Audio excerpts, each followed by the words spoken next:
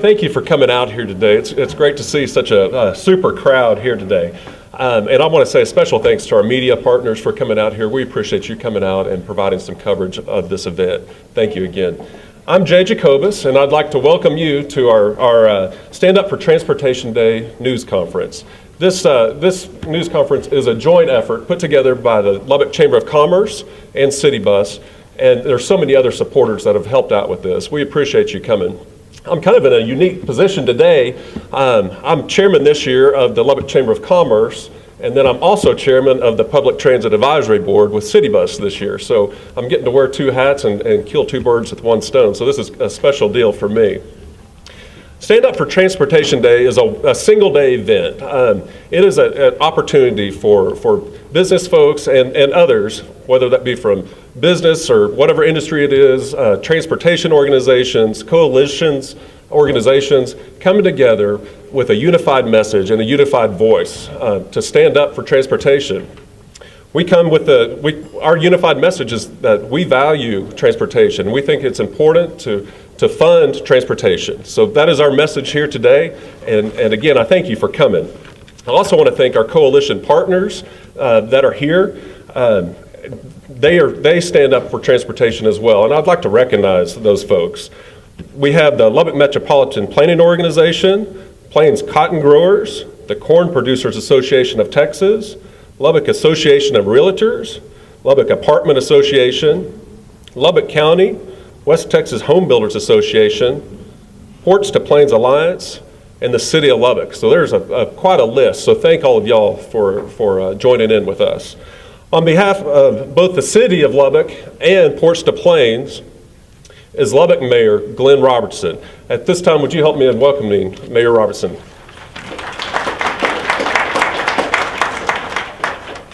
You know, I'm here to speak on behalf of the City of Lubbock and Ports to Plains, and I'm going to add a third initiative in there, which is kind of a sister arm to Ports to Plains, and it's the I-27 extension project. We're excited about a lot of things happening, not only in the state, but particularly in West Texas. I will tell you there's a lot of concern right now about transportation funding at both the national, the federal, and the state level. I just encourage everybody to let our legislatures know that transportation is critical, especially if you live, work, and are raising a family in West Texas, where we are isolated by large distances. We're isolated with inferior highway system at this point because we've overloaded it. We've let maintenance go. We have not kept up with the times. So I think it's great that we've got the chamber starting initiatives and really want to be the drive just to make awareness of how critical our national transportation infrastructure issues are. We have to realize that in West Texas, we're 14% of the population of the state west of I-35. We are isolated by hundreds of miles, and it's critical that we continue to get on the bandwagon and really cheerlead the effort of making sure that we fund the future of our transportation system. And that's from all the way from bike paths in communities like the City of Lubbock, to bus routes, to the farm to market road system, to proposed new expansions of existing interstates.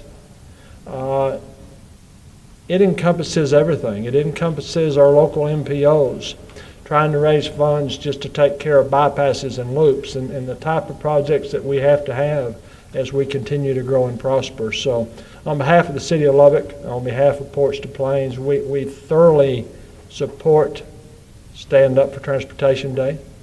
We appreciate the fact that there are folks wanting to try to bring awareness, that we always have to continue to remember that funding for these critical projects is absolutely critical. I appreciate you all being here and really appreciate your interest in transportation. Thank you.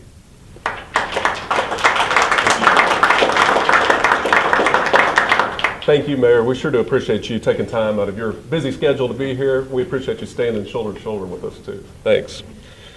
And y'all, I thank you too, and I know this group right here really understands this, but transportation is so important. And when I say transportation, I'm talking about our roads, highways, our public transportation. But it is such a driving force in our economy in Lubbock, Texas. You know as well as I do that just about every industry, whether that be ag or energy or whatever it is, we need transportation to get our goods and services to the marketplace, and do that in a quality way that is effective and efficient as well. On the flip side too, I guess that goes hand in hand with that, is that public transportation is vitally important as well. Not only we need to get the goods and service to the marketplace, we need to get people to the marketplace as well.